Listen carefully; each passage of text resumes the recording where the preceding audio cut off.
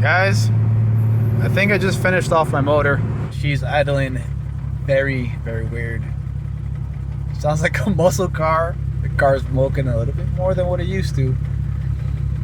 I can smell something. Let's see if I can make it back to the shop.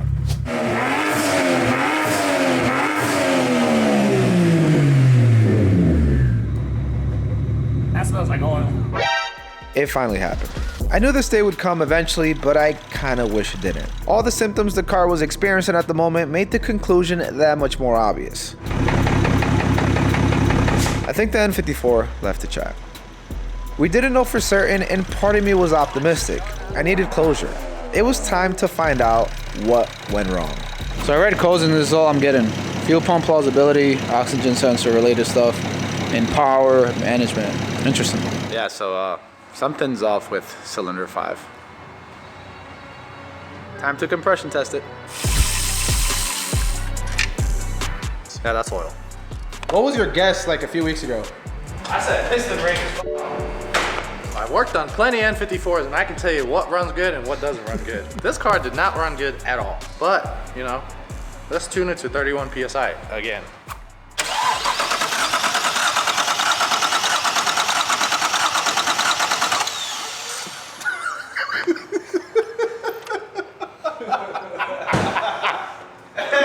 Is that it? I haven't seen it yet. Don't even say it. Let me just look. Let me just look. Don't even look. Don't even look. You don't even have to look. Let me look. Hey guys, the motor's not Yeah, that's not the case. This is definitely We are at 40 PSI. What the did I tell you? I said this motor was done from a minute that I fixed it. I said it needs a new motor. Nobody want to listen to me. Me no likey. I still wasn't a believer. I told Ali to run the test again to make sure that the tool was sealed correctly. Somehow, I still had my hopes up. You got the same results, bro. It's usually like a whoosh, whoosh, whoosh, and this one's like, Ow, it just hit the back of my head. Yeah, it hurt. Good aim. That oil does not look good. That looks sludgy. Probably mixed with fuel and everything. Good. The oil filter was glitter galore. Shavings and pieces everywhere. Oh, nice. That's nice chunks there. Less than 2,000 miles on the oil and filter, and it looked like something out of the Great Depression. You want some hot cocoa? So dark here, I can't see shit.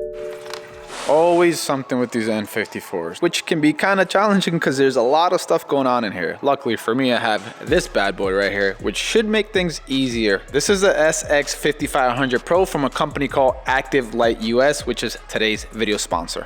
The XS5500 Pro comes in this well-packaged box. So you get the flashlight itself, some documentation that shows you how to operate it, a charging cable, and a carrying case. Held it in the hand and was like, yep, this is a quality product, all right. And when I first saw the light output, I was blown away. Here's what my phone's flashlight can do.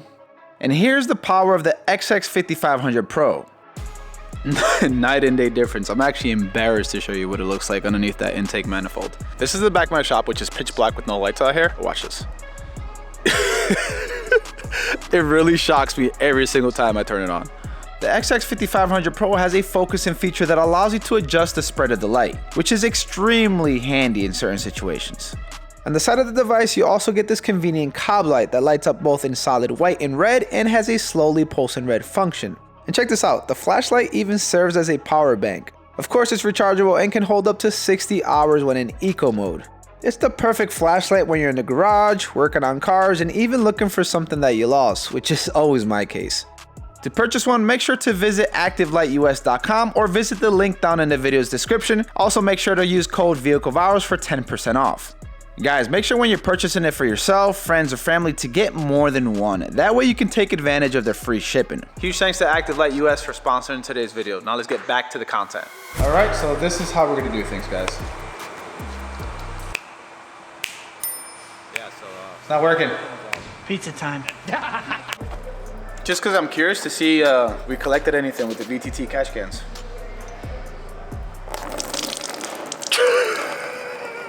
It's like apple juice came out of there. Exactly what That wasn't even oil, dude. E85 was the only thing that was in the catch cans. That means it works.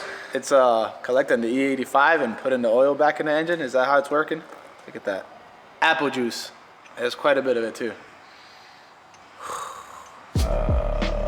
All right, so currently underneath the car, Ali went ahead and dropped the transmission. There's something that I never really told you guys about before, but where the head meets the block, we did find like a year ago a smidget line of coolant there, which we would assume would be separation because of all the power the car was making.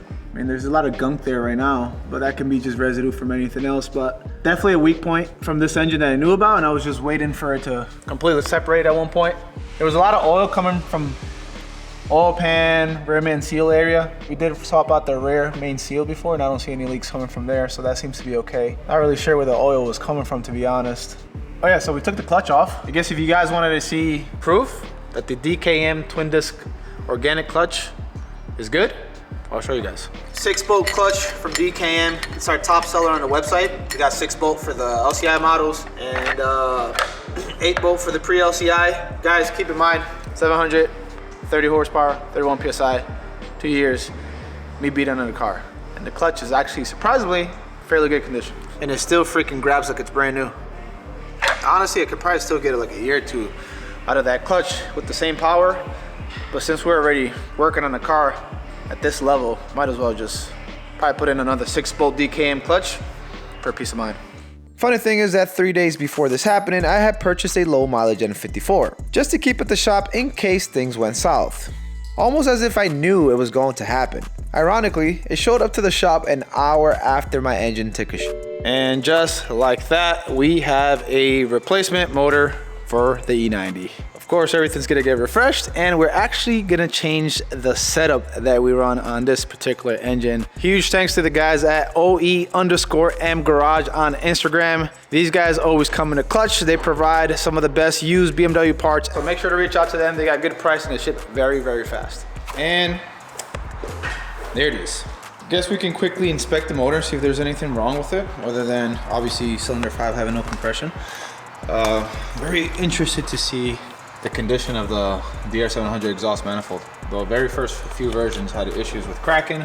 This is the final revision, and doesn't seem to have any cracks in the cast one, at least not that I can see, so it held up pretty nicely. Definitely gotta get the turbo off, inspect that as well, because it did have some oil in it. And of course, I'm gonna remove the VTT valve cover, see what it looks like in there. We started pulling out the injectors to inspect them, and something unexpected happened. It legit left me confused. And that's the darkest tip out of all of them. Did you just pull it off without effort? Yeah. Huh. Cylinder 5, huh? Caca. Ali says there's a possibility that the cylinder 5 was losing compression because of the injector being loose and it just kind of like popping out. So this is what we're gonna do, guys. Service the injectors, put them back in this motor, put the motor back in the car. Didn't you say the motor was gonna go anyways? Yeah, the motor was gonna go anyways, but we could technically put a new seal on an injector, put it back in cylinder 5 and do a compression test? Yeah.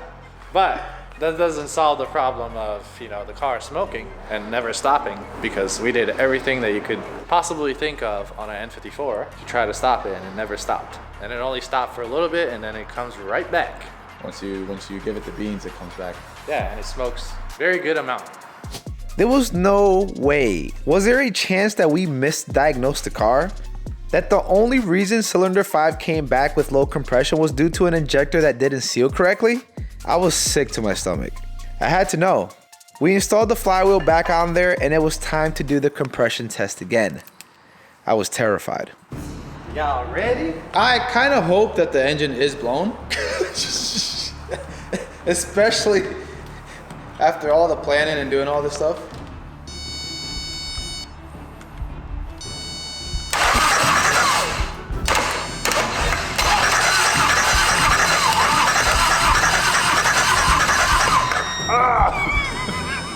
So much oil came out. Oh God. Oh my God. All right, we're gonna cut it right here.